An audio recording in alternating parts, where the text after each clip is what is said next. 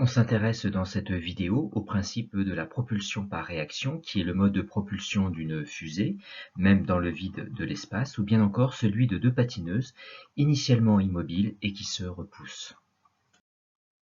La propulsion par réaction s'explique grâce au principe des interactions ou des actions réciproques qui constituent la troisième loi de Newton et qui énonce que si un corps A exerce une force sur un corps B, alors B exerce sur A une force égale en valeur mais opposée, ce que traduit l'égalité vectorielle F de A sur B égale moins F de B sur A. Dans le cas de la fusée, les gaz de combustion sont éjectés par la fusée verticalement vers le bas. D'après le principe des interactions, les gaz exercent donc sur la fusée une force verticale vers le haut qu'on appelle la force de poussée.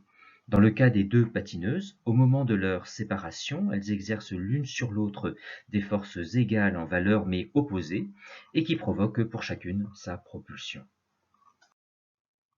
Nous allons voir dans la suite que le PFD permet non seulement d'interpréter la propulsion par réaction, mais également de calculer les vitesses de propulsion.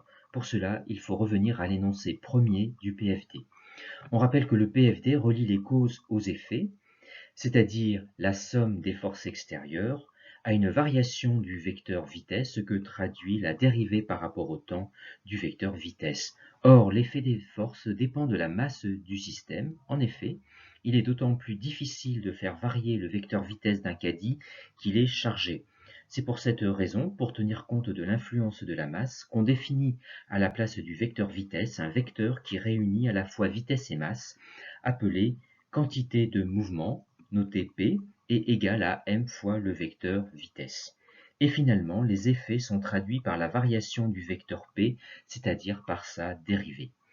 Le PFD reliant les causes aux effets s'énonce finalement simplement par somme des forces extérieures est égale à la dérivée du vecteur P par rapport au temps, formulation générale valable uniquement dans un référentiel galiléen. Remarquons que si on remplace le vecteur P par mv et qu'on dérive le produit mv comme tout produit de fonction uv, on obtient deux termes. Dans le premier, on retrouve le vecteur accélération et le deuxième terme fait apparaître la dérivée de la masse du système. Or, si celle-ci est constante, le deuxième terme s'annule et on retrouve la formulation connue du PFD, somme des forces extérieures égale ma, qui n'est valable que si la masse du système est constante.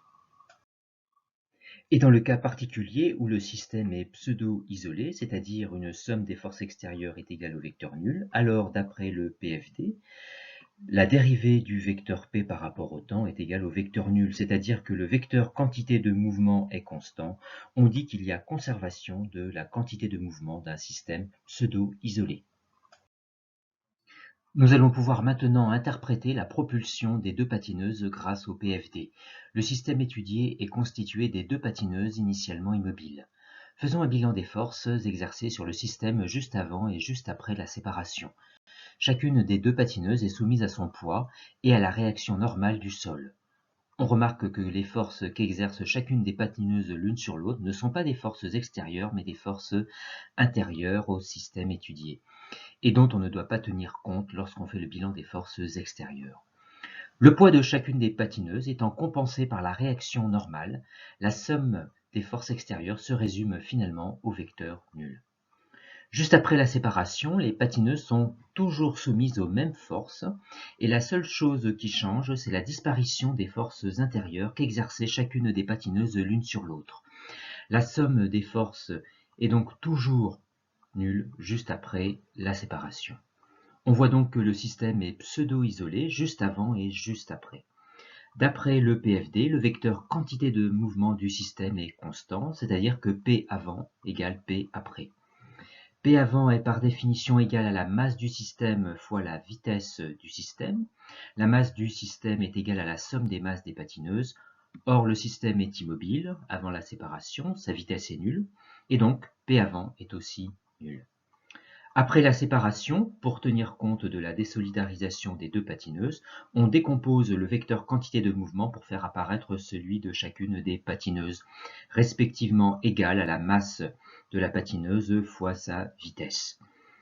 La conservation de la quantité de mouvement permet d'en déduire l'expression vectorielle de la vitesse de la patineuse rouge en fonction de celle de la patineuse verte. On voit que les deux vecteurs vitesse sont collinéaires et de sens opposés et que leurs valeurs sont reliées. Ce résultat traduit bien la propulsion des patineuses dans la même direction mais dans des sens opposés.